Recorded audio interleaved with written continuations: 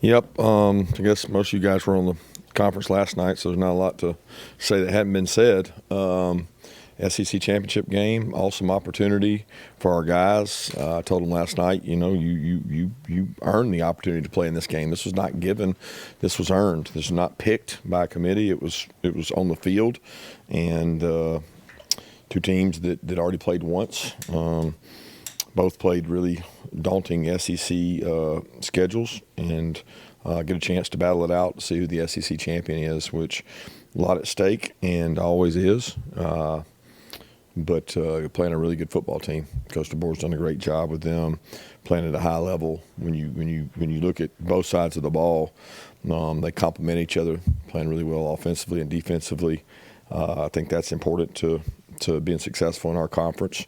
And they've got a good group of players, and their staff's done a great job to put them in this position. So this will be our guys' opportunity to go out and play in a place that we've played a lot of games in, and I'm excited for the opportunity. It's always a great atmosphere and crowd, and then the viewership, the people that watch it across the country is always really high. So I'm excited for our guys. Yeah, Coach, I'm sure you've had an opportunity to go a full deep dive on this offense from Alabama. How have they developed and changed since you guys played them last? Yeah, I wouldn't call it a deep dive. I got to watch the games in between our game and theirs. I don't think you change a whole lot during the year. You play to the skill set of your playmakers. They've got playmakers. They play to the skill set of those guys. Ty's still playing really well. He's extremely athletic. He can extend plays. He knows where to go with the ball. He knows defenses. He's played a lot of football, and he's played with a lot of confidence. So I don't think there's a lot of change. I mean, they're really good at what they do, and they do a great job with shift motion, keeping you off balance with tempo, vertical plays, horizontal plays. They do a great job. Coach, you were talking about the progression of Gunner yesterday in terms of how the team has changed, in terms of the identity. Is the offense right now pretty much what you thought it would be? In the spring you said you'd have to run the ball, or have you guys been able to do some different things or evolve a little bit? I'm not sure your question. Is our offense what I think it would be? I'm very pleased with what our offense has done this year. I'm very pleased with the total package of how they utilize the skill set and the strengths of the team. Considering 2 to 3 freshman linemen have been in there a lot, I've been really pleased with that group. The ability and the commitment to the run complements what Gunner does well, and I'm pleased with where those guys have been. You talked last night about how valuable experience was for the guys on defense. How much do you feel like that applies to your defensive line and just the growth you've seen? How valuable the experience has been? I would say it's more the experience has been bigger for young linebackers, outside linebackers, and secondary, maybe the defensive line. I mean, outside of EG, a lot of those guys have played football.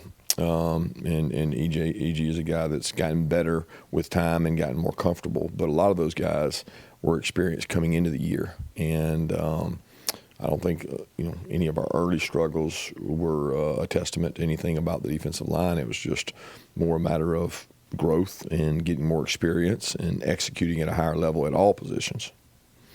Yeah, sticking with the defense, how have you seen Glenn Schumann as a coach develop and grow over the course of this season? Honestly, I don't think. I mean, he's grown over the course of his career, and he's grown over the course of 10 years being here. But specifically this year, I don't think he's had to grow. I think he's had to do a great job of deciding what this group does best, and trying to utilize and improve the skill sets.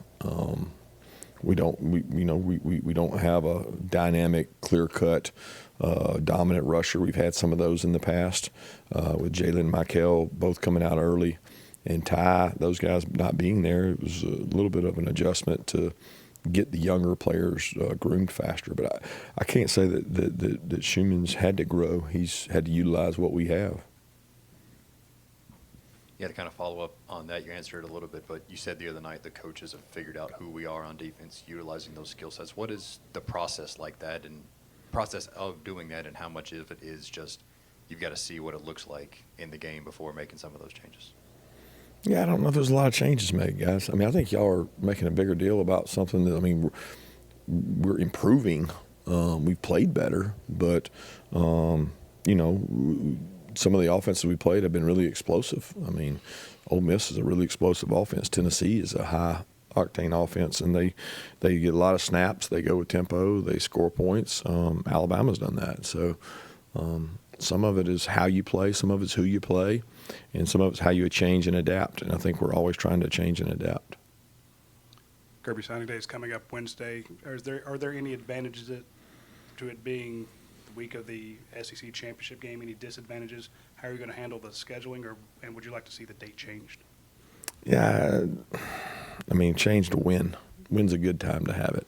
Last week, the next week, I mean, there's no, you know, they made the decision a long time ago to move this in front of your roster changes and additions to your own team so that you would have one thing squared away. You got to remember, as little as 2 to 3 years ago, we had portal going on and signing date going on. So, I mean, I was in the decision-making process when it went to signing on the week of the SEC championship. I didn't like it then. I don't like it now, but I don't have a better answer. There's a calendar timeline. There's an academic calendar to universities and also high school kids. There's not an opportune time to have it. And so you do what's best for the most and not necessarily the least or the teams that are playing. It makes for some tough challenges this week for sure, but people understand that. They respect teams that are still playing. Coach, obviously you've been in a lot of these championship-type moments since you were a coordinator. Just how does experience going into a championship-like atmosphere, championship-like football game, how does that impact your preparation? How much have you kind of learned over the years about, you know, how many random things that can decide these games that you have to prepare for? How has that kind of shaped your process? Yeah, it doesn't change game to game. I mean, championship game is no different than the game that gets you to the championship game, right? We've been playing championship games every week, in my opinion. So, you know, what wins football games doesn't change. You know, good players win football games. Not turning the ball over wins football games. Being explosive wins football games, and that will not change in this game. I mean, the turnover margin of the last game was a factor. Explosive plays of the last game was a factor. There'll be factors in this one. There'll be factors in the next one after this one. So that doesn't change, and I don't, you know, if anything, the experiences you learn from playing in this are more about, you know, time management with signing date going on, practice management with the load your players got, you know, this extra week in the season. That's what we try to lean on from an experience standpoint. Coach, touched on it briefly, but back to the identity part of things. You've been vocal about running the ball and how that's got to be like part of the winning culture here. How, if that identity has changed over the course of the season, how would you say it has, so to speak? Yeah, I wouldn't say the identity has changed for us of needing to be able to run the ball to be successful. That can't change. Not for us. I'm just more so wondering, like, on a week-to-week basis, would you say like the team has like a broader identity, or is it more so like focused in on what it was at the beginning of the season? No, the things that are important to our identity, the physical toughness required, the discipline, all the things that we require to be successful have not changed week to week or since the beginning of the season. We might do better at them one week or the other, but they don't change. Kirby, you're preparing for this game, but meanwhile, coaching changes all around the SEC, and you're now the dean of SEC coaches. What do you make of that? Got a great program, great administration, great supporting cast here, and it's allowed us to be successful. I mean, I talk about it all the time. If you have good players, you coach them the right way, coach them hard, you can be successful, and we've been successful. It's hard to sustain anything and stay consistent, and especially in this league where it's really competitive. And I don't think a lot about the tenured or the person that's been there the longest. I got a lot of respect for Mark, and he's a good friend. On a similar note, you mentioned consistency a lot. What are some things that you've done to instill in this program that allow you guys to be that consistently excellent? Things like Jonas Jennings being part of our staff since I've been here, Scott Sinclair, Glenn Schumann, Trey Scott. They're pillars in this building. They believe in the core values of the head coach. They help push those. I think reinventing yourself as much as you can every year and trying to be a good teacher creates consistency. I think the player buy-in and the players we select to be part of our program, that's the only way you're going to be consistent is not be afraid to make tough decisions. And we've talked about, qualities of great leaders require you to make tough decisions. I would think that Drew has helped Gunner be comfortable back there, helping him out with his experience. But how much has Drew really helped those true freshmen, be able to play this year? And what comfort does he bring to those guys? Yeah, he's very knowledgeable of the game. He grew up around it, in it. He understands football. He knows leverages. He knows a lot about what's going on. He and his dad have a great relationship that allows him to know a lot of things and make a lot of checks and put us in right situations a lot of times. So he's certainly a really good football player. Kirby, there's obviously, you've coached in a lot of rematch games from the regular season, and is there how much of the gap between games matters? I mean, there's been some that, like 2021, Alabama was a month later, and 2017, Auburn was like 3 weeks later. Texas was a little further. Does the gap matter in terms of the dynamics of a rematch? No, I mean, unless you just beat up and got a lot of players missing, which they're pretty beat up. We're pretty beat up. The gauntlet of the stretch that they played and we've played has, impacted both of our seasons. I think, we both had people coming in or coming out of lineups the last time we played, and now you look at the long spell between games, 7, 6, 7, 8 games, whatever it is.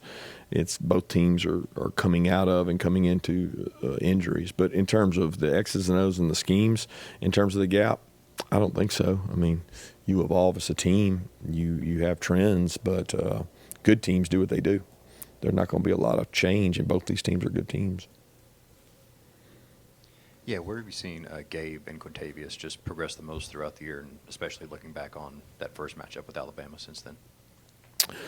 Confidence in repetition, and I think they both are very knowledgeable, a little more experienced, a lot of practice reps between that game and this one, quite a bit of game reps between this one and that one. I mean, Gabe's a little older. Q, was still kind of coming into his own. He was young then, and he's grown up a lot. He's had to grow up because he got forced into playing time at an early age last year and even this year. And he's accepted that role, and he's improved.